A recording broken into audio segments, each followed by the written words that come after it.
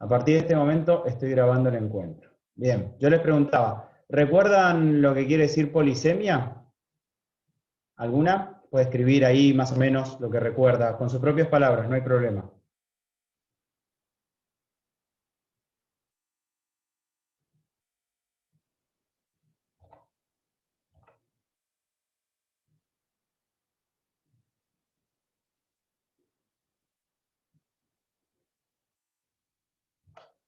¿Alguien? ¿Polisemia?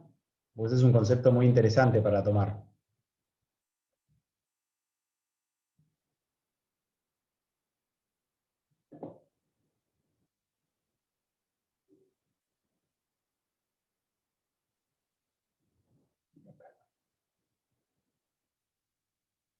Exacto. Bien, las dos. Más que varios conceptos, tiene muchos significados.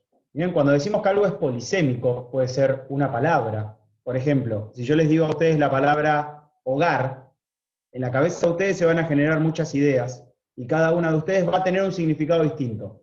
Y no quiere decir que uno esté bien o esté mal. ¿De qué depende? De la experiencia, de cómo vivan en sus casas, con quiénes vivan, qué tipo de relación. Puede ser una buena relación, una mala relación. Pueden vivir en un lugar lindo o en un lugar feo. Entonces ahí el concepto de la palabra hogar va a tener distintos significados.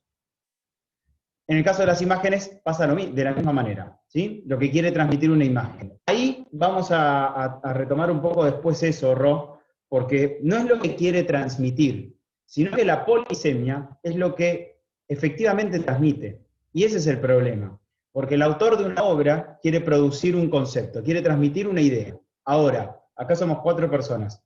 Seguramente cada una va a interpretar algo distinto. Miren, yo voy a buscar una imagen.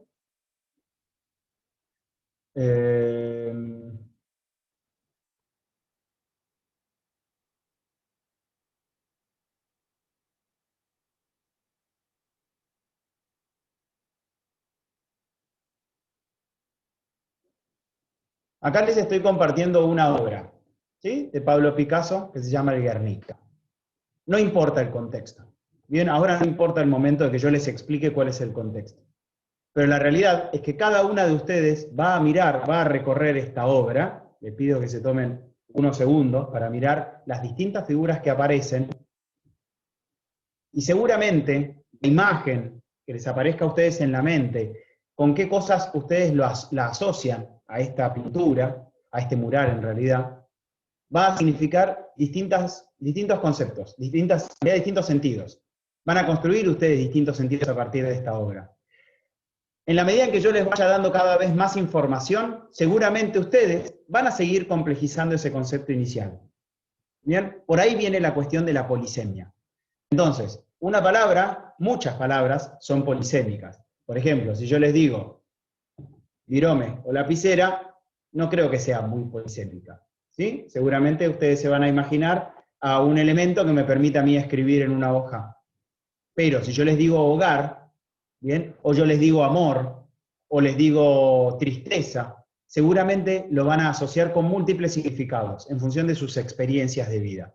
Si yo les muestro imágenes, va a pasar exactamente lo mismo. Yo ahora vamos a buscar otra. Miren, vamos a buscar una un poco más.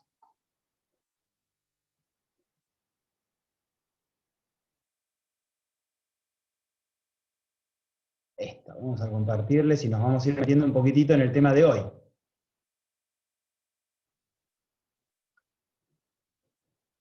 Bien, miren esta obra.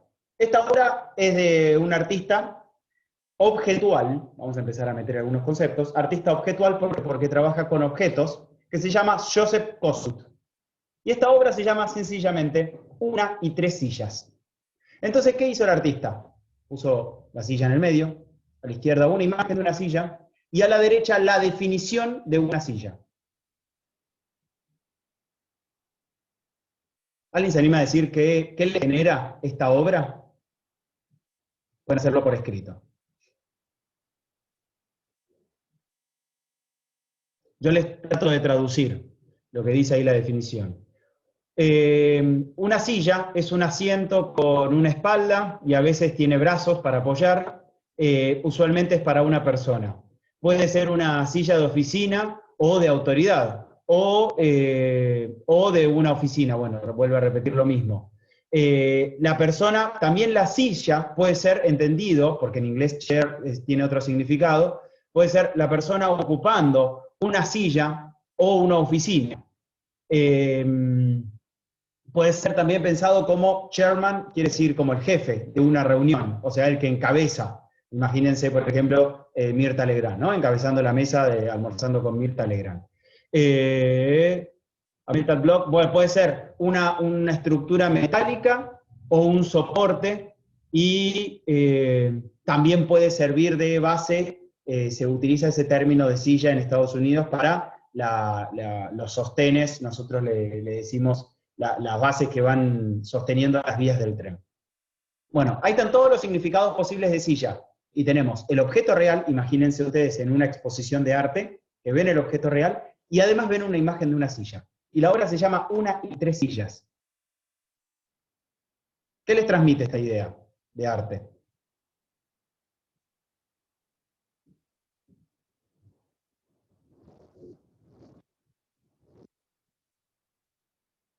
¿Alguien?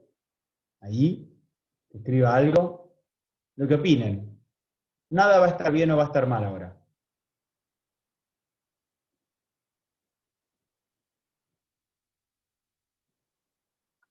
No sé, la diversidad de sillas en el mundo. ¿Qué sé yo? La diversidad de sillas en el mundo. Bien, una posibilidad. Rocío, Ani, lo que opinen de la obra. Lo que les parezca esta obra que estamos viendo.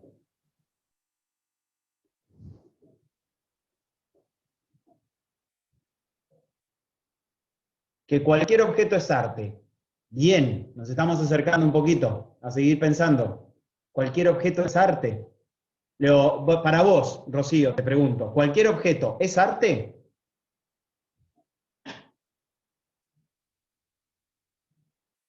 Sí, bien. Vamos a abrir un poco el debate por ahí. Perfecto. Ani, algo, lo que se te ocurra, lo que pienses, así. Escupilo, no hay problema.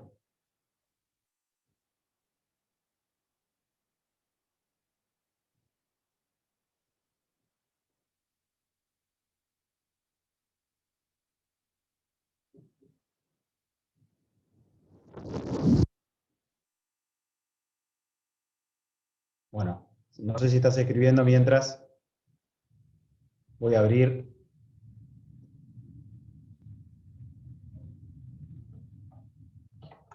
la presentación.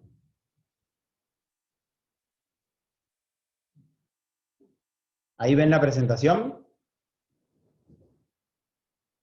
La materia se llama Problemáticas del arte contemporáneo.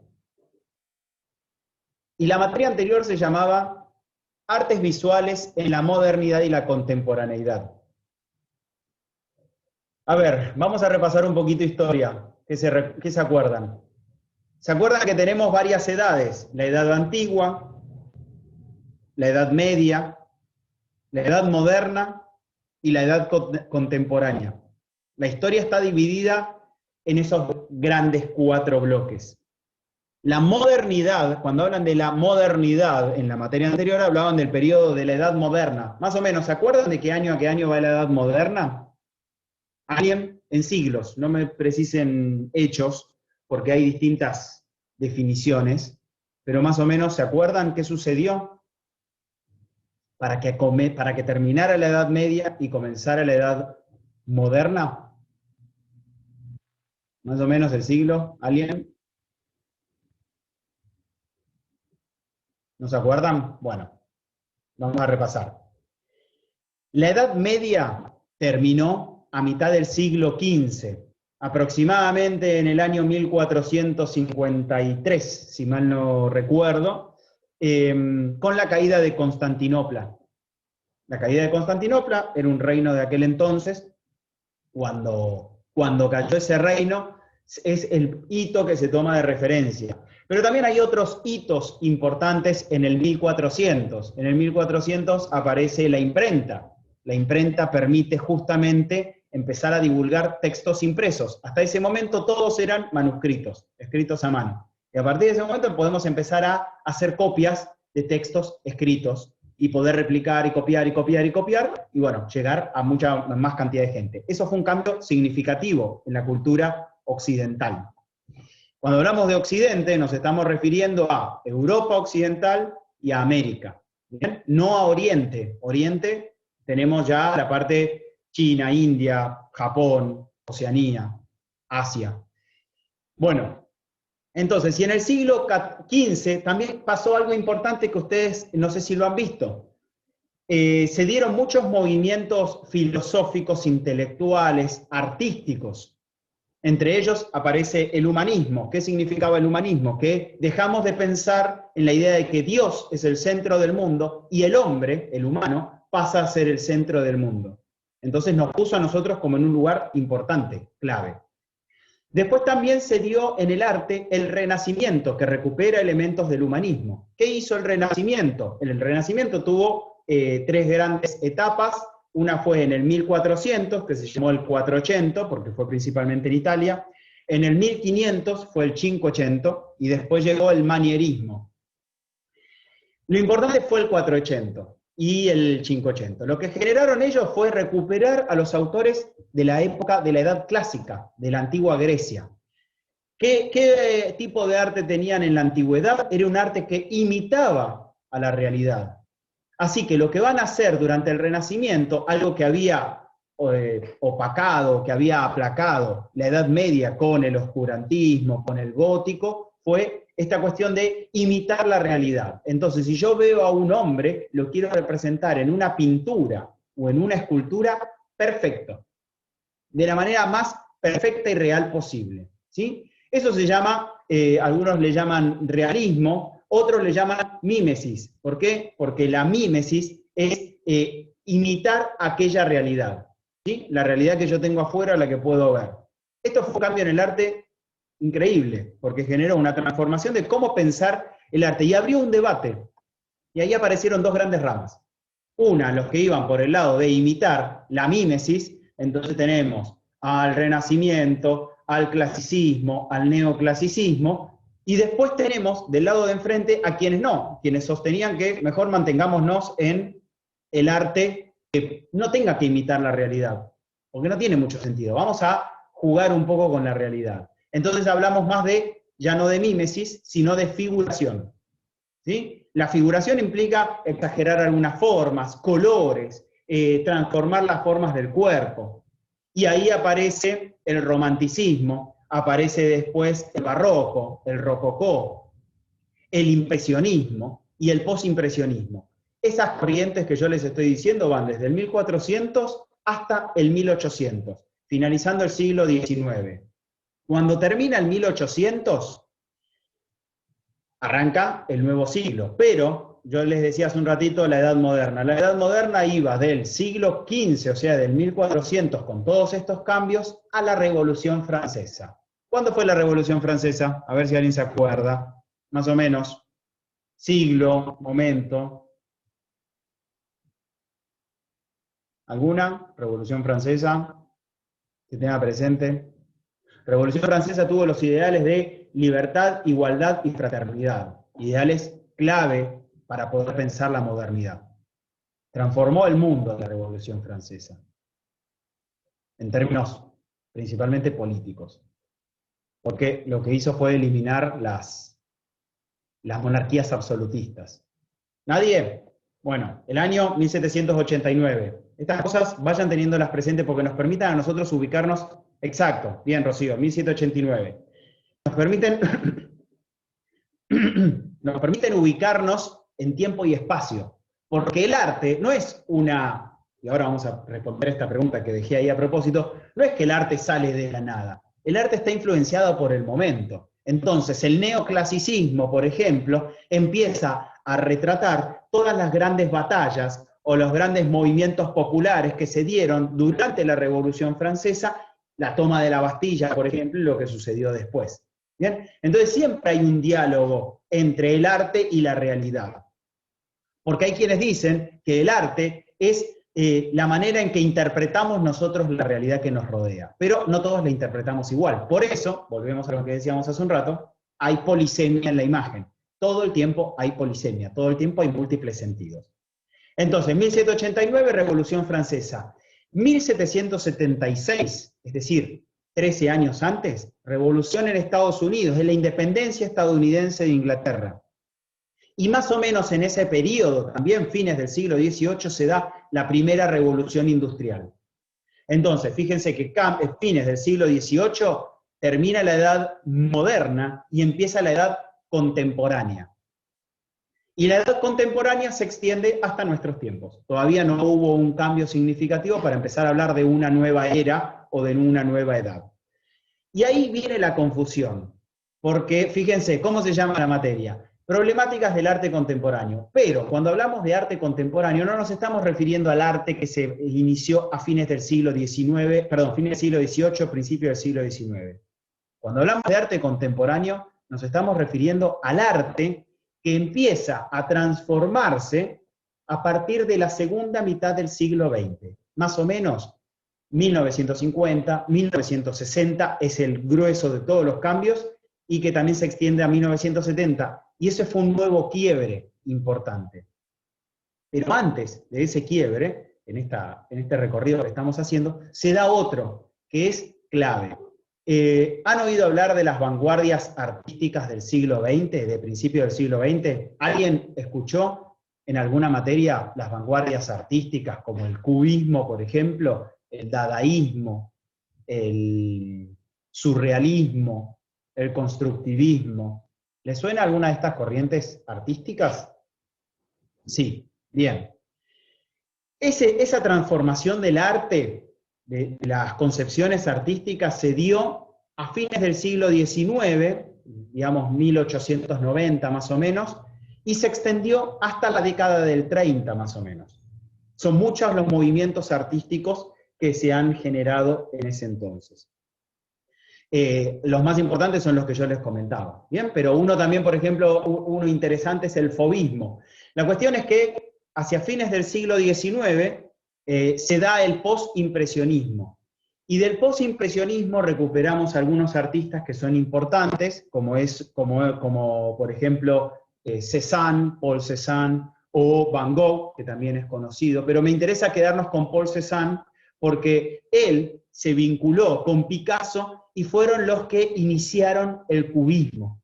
Después tuvimos a los fauvistas, o las fieras en francés, que empezaron a recuperar la cuestión de pinceladas de colores furiosos, de ahí los nombres que reciben, con colores que claramente tenían más la lógica de la figuración y transformaban la realidad.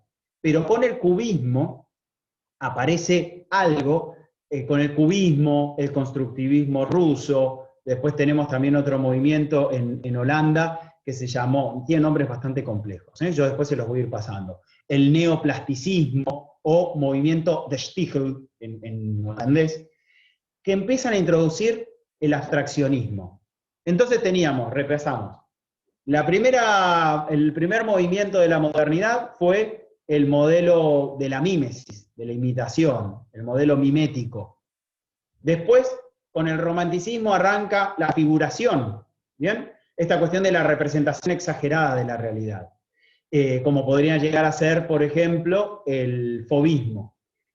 Y después está el expresionismo alemán. Y la tercera corriente vendría a ser el cubismo, pero en realidad se conoce más como el abstraccionismo. ¿Sí? Vamos a pensar en el tema de las pinturas abstractas, porque no solamente fueron cubistas. Ahí hay múltiples artistas que se concentraron todos en la escuela de Bauhaus. Yo sé que ahora les estoy dando un montón de nombres y las estoy remareando, pero lo que me interesa a mí es que podamos entender el proceso histórico, el contexto histórico. Y no vamos a llegar hoy, pero sí vamos a decir que nuestro eje de trabajo va a ser el arte contemporáneo, que inicia a partir de 1960, más o menos. Años menos, años más, ahí aparece un nuevo cambio del arte. Todo esto que yo hice, todo este movimiento que yo hice, muy acotado, muy escueto, es contextualizar los movimientos artísticos. Los sinteticé, los simplifiqué. Sí, seguramente me agarra un historiador del arte y así, Juan, te olvidaste un montón de datos.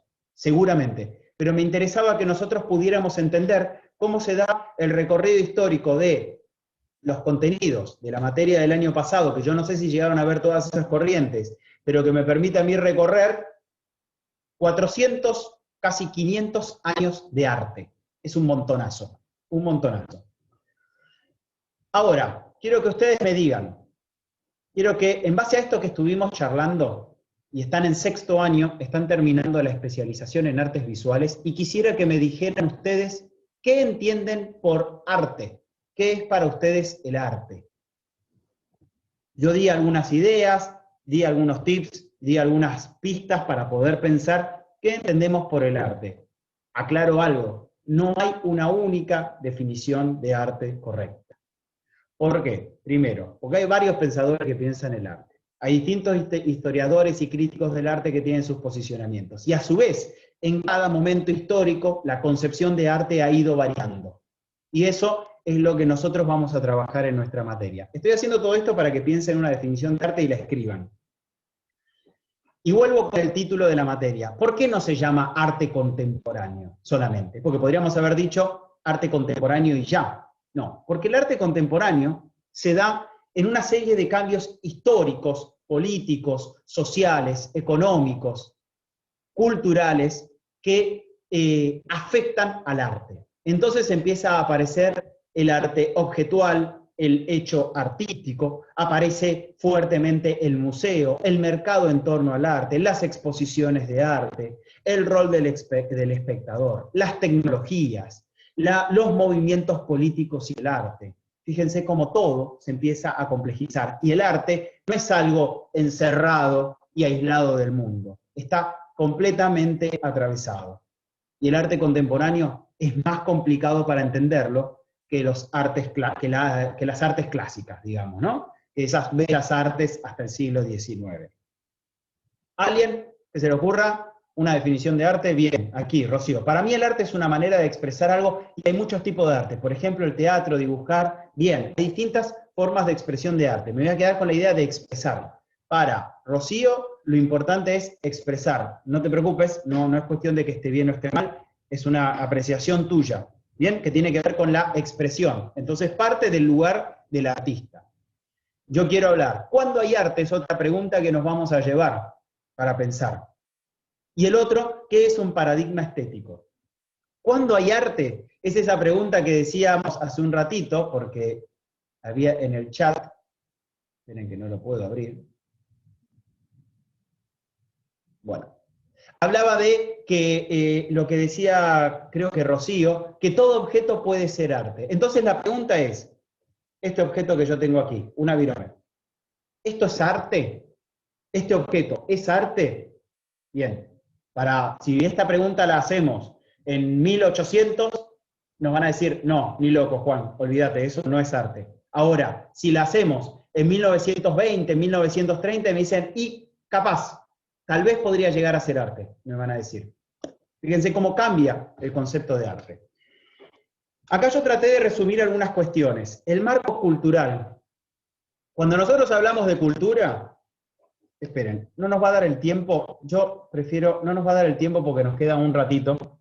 Yo trabajo con Zoom, ¿por qué no trabajo con Meet? Porque Zoom me permite a mí grabar las clases. Meet no permite grabar las clases. Entonces, como hoy se tendrían que haber conectado 17, 18 compañeros de ustedes, y son 3.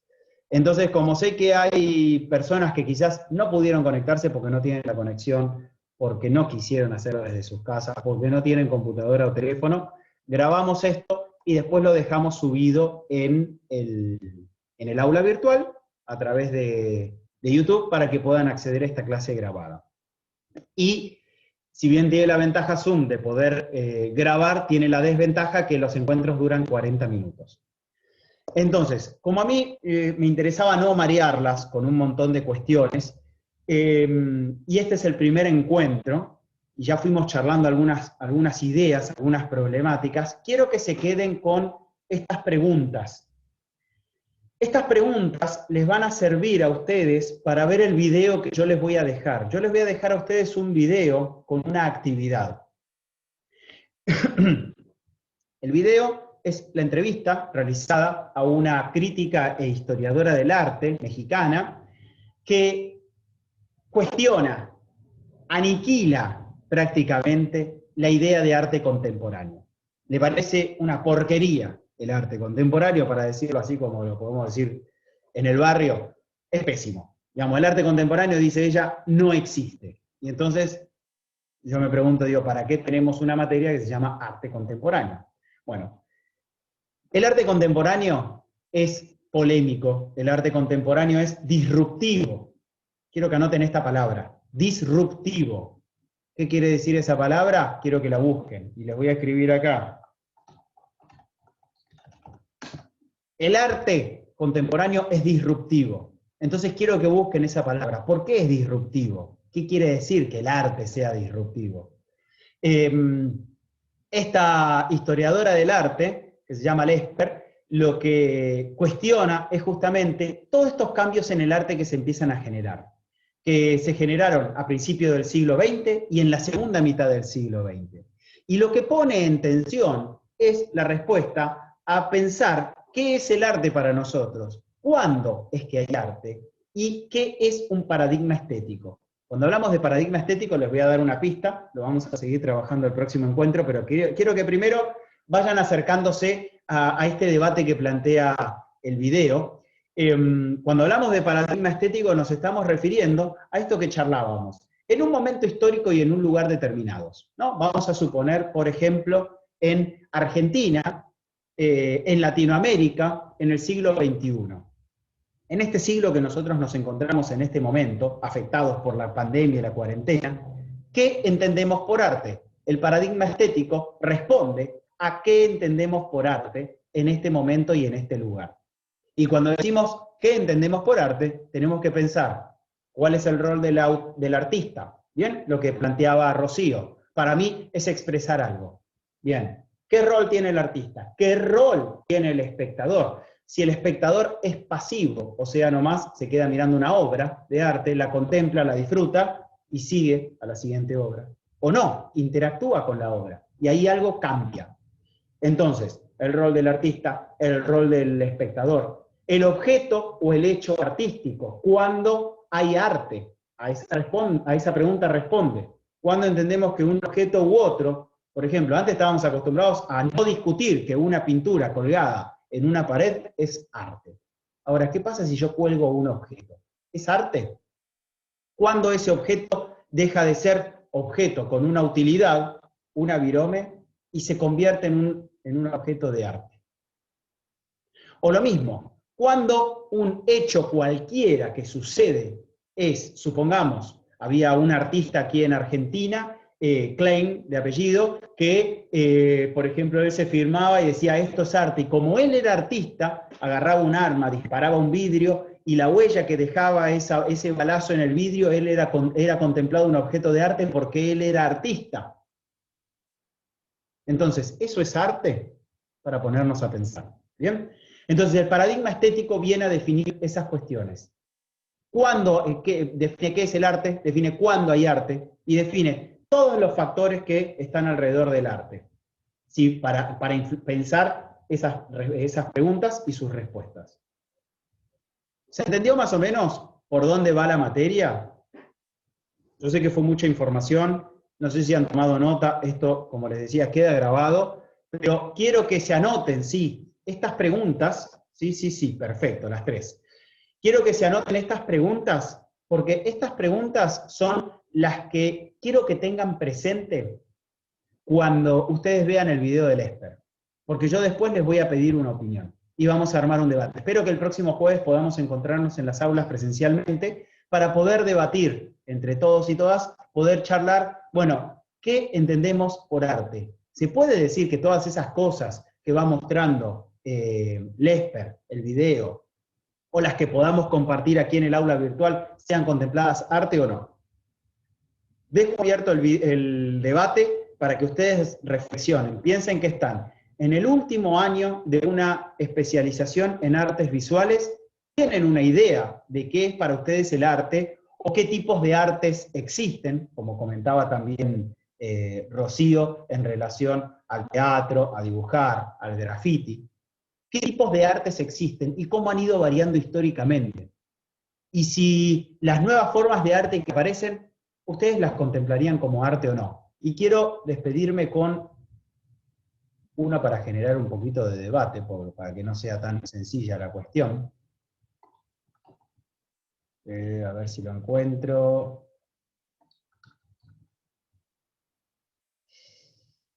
No, no la estoy pudiendo encontrar.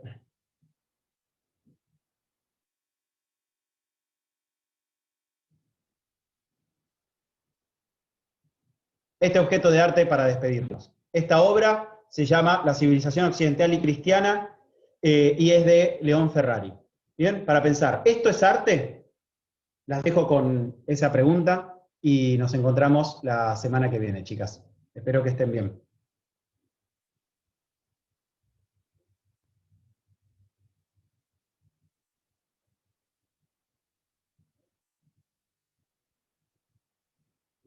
Chao, chicas.